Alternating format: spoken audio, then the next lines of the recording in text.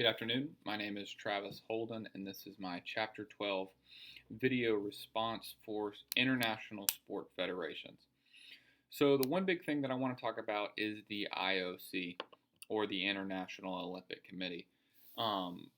Just reading over this PowerPoint, I kind of came up with some questions. Where do these guidelines that they set, where do they come from? I want to talk a little bit about the NCAA and how it compares to the IOC. And then just kind of in my personal life, my career, how the IOC is similar to the overseeing event um, committee or company for each event.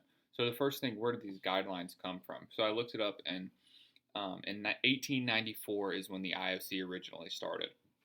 So I think these guidelines that they've kind of put in place, um, they've started in 1894, and they've kind of just developed what works, what doesn't work, and just kind of through the trial and error of 100 years, they came up with some really, really good guidelines and rules for these Olympic athletes, for these committees, and for the games themselves. So the NCAA, I think the IOC and the NCAA are similar in that they're the overseeing party. For the NCAA, it is collegiate sports. For the IOC, is the Olympics. How they differ is that the IOC is made up of completely volunteers. So these people aren't getting paid. They're not profiting from more beneficial Olympics, whereas the NCAA, they're profiting billions and billions of dollars each year when actually they're supposed to be a nonprofit organization, and they're not putting this money back into the universities, back into players like they should.